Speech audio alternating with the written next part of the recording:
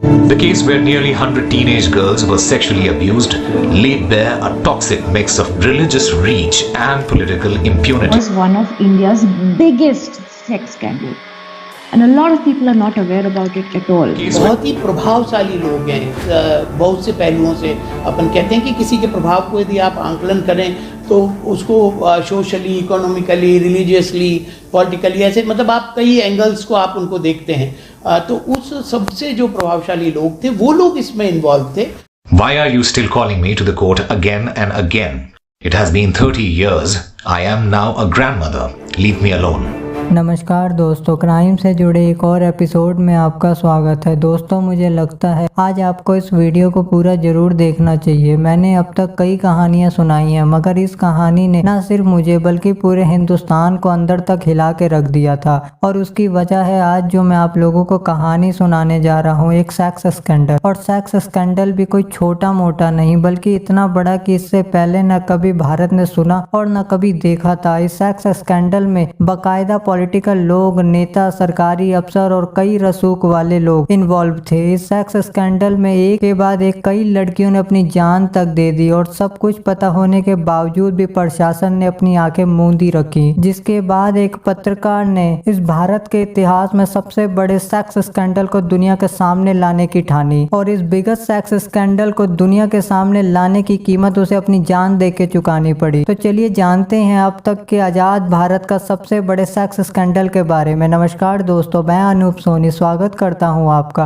आपके अपने channel unbelievable crime में। और आज मैं आपको सुनाऊंगा हिंदुस्तान के सबसे बड़े सेक्स स्कैंडल की कहानी, जहां 500 से भी ज्यादा लड़कियों का रेप किया गया और इसके चलते कितनी ही लड़कियों ने अपनी जान तक दे दी। लेकिन उससे पहले एक रिक्वेस्ट करना चाहता हूं, अगर आप इस वीडियो पे पहली बार आए हैं तो वीडियो को लाइक के साथ साथ चैनल को सब्सक्राइब और पेज को फॉलो जरूर कर ले। दोस्तों, हम पूरी रिसर्च करने के बाद काफी मेहनत से इस पूरी वीडियो को आपके लिए बनाते हैं, इसलिए प्लीज आप सबसे रिक्वेस्ट है कि वीडियो को पूरा देखें। दोस्तों, हमारा परिवार अभी काफी छोटा है, इसलिए प्लीज चैनल को सब्सक्राइब और पेज को फॉलो करके इस परिवार को बड़ा करने में हमारी मदद जरूर करें। आपका चैनल को सब्सक्राइब करना हमारे लिए हमारी मेहनत का इनाम मिलने के बराबर है, इसलिए प्लीज चैनल को सब्सक्राइब जरूर कर लें। दोस्तों, इस पूरे सेक्स स्कैंडल को 1992 में अंजाम दिया गया था राजस्थान के अजमेर में। राजस्थान के अजमेर में एक Sophia secondary girls school and college है, जहां middle class, upper middle class, businessman, अफसर और भी काफी रसूख वालों की लड़कियां पढ़ा करती थी। क्योंकि यह सिर्फ गर्ल्स स्कूल और कॉलेज था, इसलिए सिर्फ यहाँ पे लड़कियां ही पढ़ा करती थी, जिस वजह से वहाँ पे पढ़ने वाली लड़कियां लड़कों से स्कूल के बाहर ही मिला करती थी। अब इसी स्कूल में पढ़ने वाली एक लड़की की मुलाकात स्कूल के बाहर एक लड़के से होती है, जिसका नाम था फारूक चिश्ती। अब फारूक ने इस लड़की को दोस्ती के लिए अप्रोच किया, जिसके बाद इन दोनों की दोस्ती हो गई। अब ये दोनों स्कूल के बाद काफी मिलने जुलने लगे और काफी ज्यादा टाइम साथ में एक्सपेंड करने लगे। जबकि फारूक उस लड़की से काफी ज्यादा बड़ा था, मगर इस बात से उस लड़की को कोई फर्क नहीं पड़ता था। जिसके कुछ टाइम बाद इनकी मुलाकात और दोस्ती अब प्यार में बदल गई और अब प्यार में ये लड़की फारूक पे पूरी तरह से ब्लाइंड फेथ करने लगी। जिसके बाद एक दिन फारूक उसे अपने साथ अपने एक फार्म हाउस पे लेके पहुंचा, जहाँ फारूक ने उसे सेक्स के लिए अप्रोच किया। वहीं उस लड़की का फारूक के ऊपर ब्लाइंड फेथ होने की वजह से उस लड़की ने भी फारूक को मना नहीं किया। जिसके बाद इन दोनों के बीच में फिजिकल रिलेशंस बन गए और इसी प्राइवेट मूवमेंट के दौरान फारूक के एक दोस्त नफीस ने उस लड़की की न्यूड फोटो चोरी से खींच ली। अच्छा, ये बात सन 1990 की है और उस टाइम पे आज की तरह कैमरे नहीं हुआ करते थे कि फोटो लेते ही फोटो आपके सामने आ जाए, बल्कि उस टाइम पे कैमरे में रील डला करती थी और फोटो खींचने के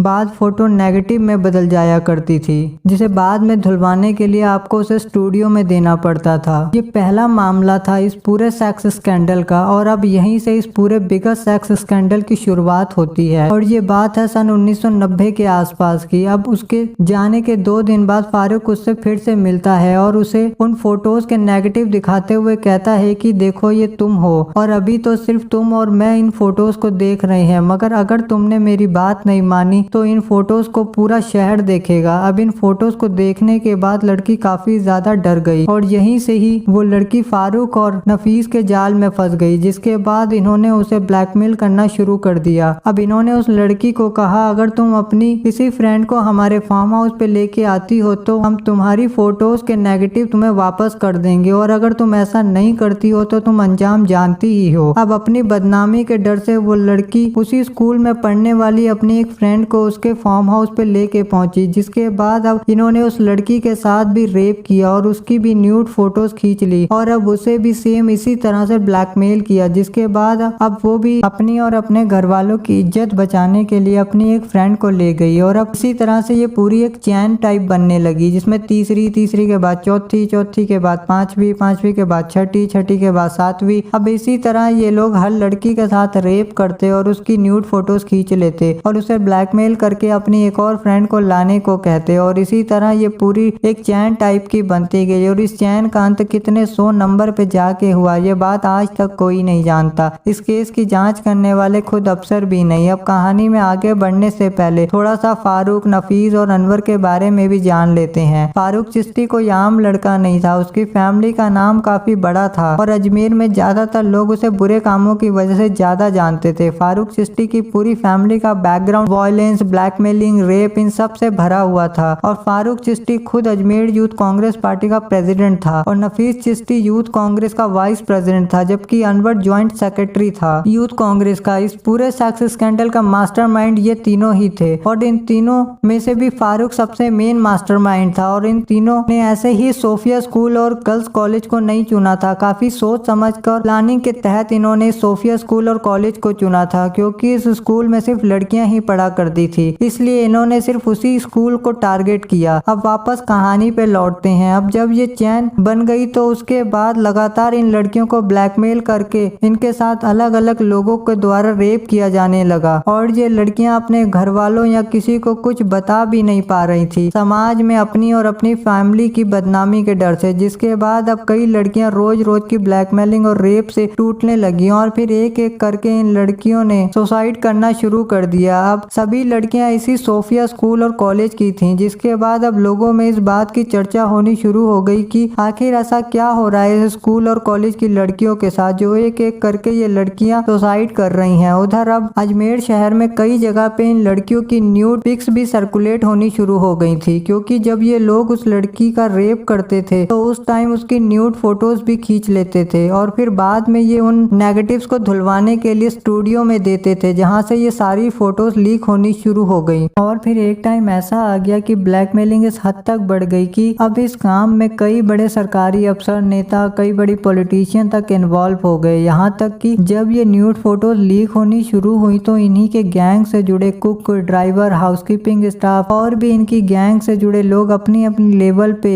न्यूड फोटोज के दम पे उन लड़कियों को ब्लैकमेल करने लगे। बल्कि यहाँ तक भी हुआ कि उस टाइम पे वहाँ के कुछ लोकल न्यूज रिपोर्टर्स ने भी उनको ब्लैकमेल करना शुरू कर दिया और हर बंदे की एक ही डिमांड थी कि उसे उनके साथ रेप करना है, नहीं तो वो इन फोटोज को पब्लिक कर देगा। और इसी सबसे तंग आके अब उनमें से कई लड़कियों ने सुसाइड करना शुरू कर दिया। जिसके बाद अब ये बात और फोटोज वहीं राजस्थान के एक लोकल न्यूज़पेपर नवज्योति के हाथ लगी, जिसके बाद उसने अपने हैंड पे इस पूरे केस की जांच की और पूरी छानबीन करने के बाद मई 1992 में इस लोकल न्यूज़पेपर नवज्योति ने इन सब न्यूड फोटोज के साथ फोटो को ब्लर करते हुए ये पूरी खबर अपने न्यूज़पेपर में छाप दी। और इस खबर के पेपर में छपते ही वही हुआ जिसका डर था, पूरे अजमेर में हालात बिगड़ गए। जिसके बाद अगले 3 दिन तक पूरे अजमेर को बंद कर दिया गया और इस पूरे मामले को हिंदू मुस्लिम में बांट दिया गया और पूरे प्रदेश में धरना प्रदर्शन होने लगे और ये पूरा मामला पॉलिटिकल हो गया। बीजेपी वाले इन तीनों की गिरफ्तारी की मांग करने लगे, उधर कांग्रेस वाले बीजेपी वालों पे इल्जाम लगाने लगे और ये सब इसलिए हो रहा था क्योंकि ये तीनों जो यूथ कांग्रेस पार्टी से जुड़े थे ये मुसलमान थे और वो सब लड़कियां जिनको ब्लैकमेल करने के बाद रेप किया गया था वो ज्यादातर हिंदू थी। अब एक एक करके खबरें आने लगी जिसमें कोई 150 लड़कियां बता रहा था, तो कोई 200, तो कोई 300, तो कोई 400। मगर सच बात यह है कि उस टाइम पे जांच करने वाले अफसरों का कहना था कि ये ब्लैकमेलिंग की चैन काफी बड़ी है और इस ब्लैकमेलिंग की चैन में कितनी लड़कियां फंसी हैं इसका सही फिगर कोई भी नहीं बता सकता, क्योंकि उस टाइम उस स्कूल की ज्यादातर लड़कियों की न्यूड फोटोज आम हो गई थी, जिस वजह से